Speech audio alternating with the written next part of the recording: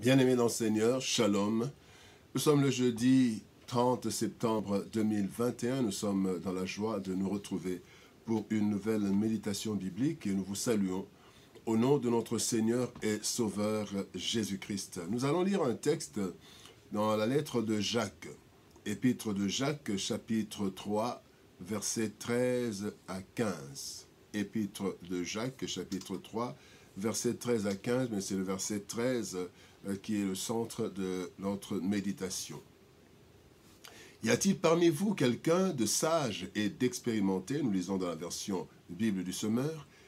Y a-t-il parmi vous quelqu'un de sage et d'expérimenté qu'il en donne la preuve par sa bonne conduite, c'est-à-dire par des actes d'emprunt de l'humilité, les actes empreints de l'humilité qui caractérisent la véritable sagesse.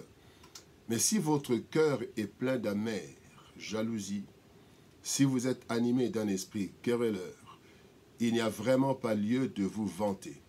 Ce serait faire entorse à la vérité. Une telle sagesse ne vient certainement pas du ciel, et elle est de ce monde, de l'homme sans Dieu.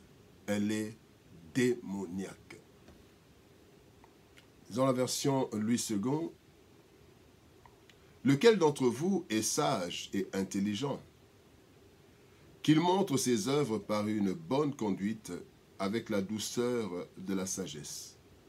Mais si vous avez dans votre cœur un zèle amer et un esprit de dispute, ne vous glorifiez pas et ne mentez pas contre la vérité. Cette sagesse n'est point celle qui vient d'en haut, mais elle est terrestre, charnelle et diabolique. La sagesse d'en haut. La sagesse d'en haut, tel est le thème de notre méditation de ce jeudi, 30 septembre 2021. Bien-aimés dans le Seigneur, la sagesse a plusieurs définitions, mais nous en retenons juste trois. Il dit la sagesse, c'est la plénitude de l'intelligence. La plénitude de l'intelligence. Il est dit aussi que la sagesse, c'est la connaissance pratique variée des choses acquises par la vivacité et l'expérience. La connaissance pratique variée des choses acquises. Des choses. Connaissance pratique variée des choses. Et la troisième définition, c'est que l'intelligence, la sagesse, c'est l'intelligence démontrée ou l'intelligence pratique.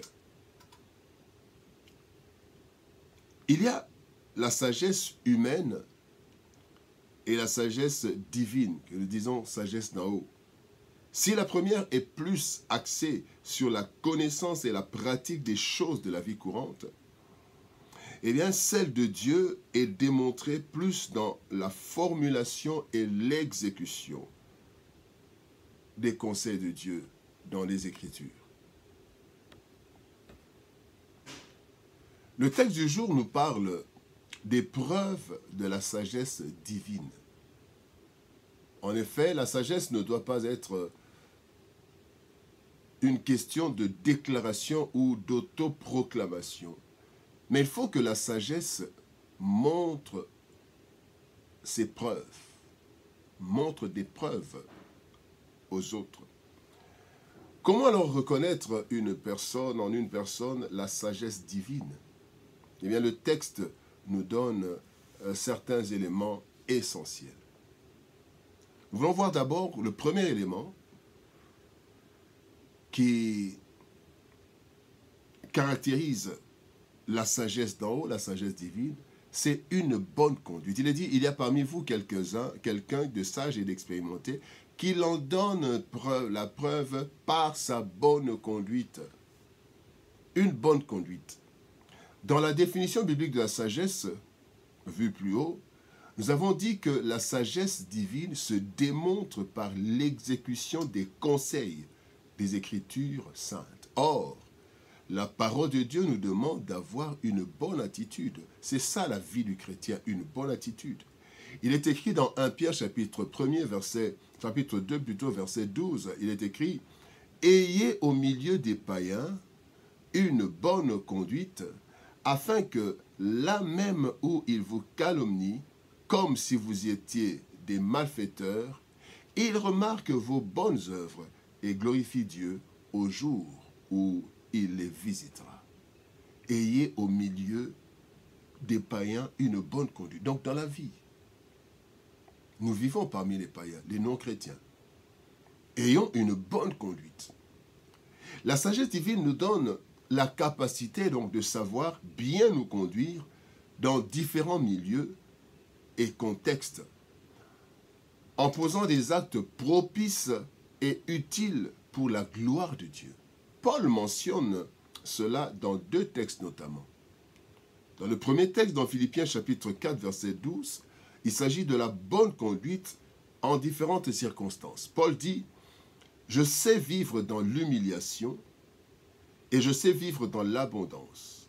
En tout et partout, j'ai appris à être rassasié et avoir faim, à être dans l'abondance et à être dans la disette. » Ça, c'est la sagesse d'en haut. Une bonne conduite en différentes circonstances. Le deuxième texte, c'est dans 1 Corinthiens chapitre 9, versets 19 à 23. Ça, c'est la bonne conduite dans différents milieux. Paul dit ceci de la part du Seigneur. « Car bien que je sois libre à l'égard de tous, je me suis rendu le serviteur de tous afin de gagner le plus grand nombre. Avec les Juifs, j'ai été comme Juif, afin de gagner les Juifs.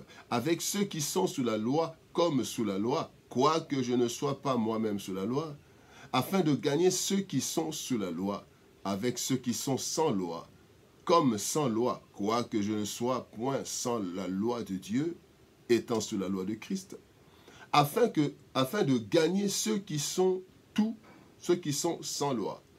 J'ai été faible avec les faibles, afin de gagner les forts.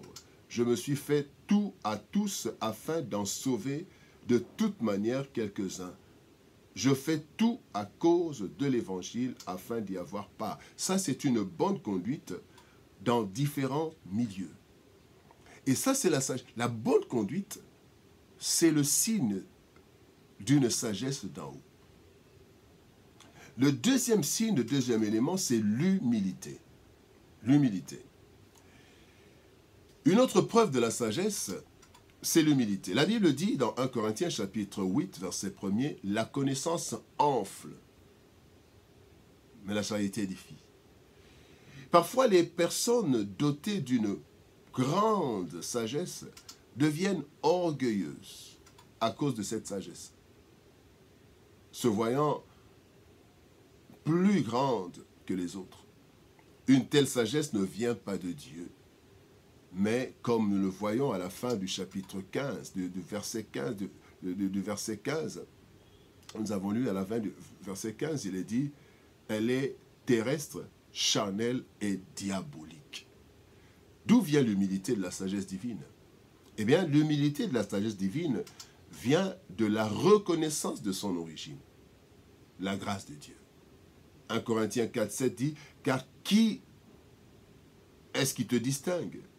Qu'as-tu que tu n'aies reçu? Et si tu l'as reçu, pourquoi te glorifies-tu comme si tu ne l'avais pas reçu? La sagesse, nous l'avons reçue de Dieu. » Et donc, nous devons être humbles parce que nous reconnaissons l'origine de notre sagesse, c'est Dieu.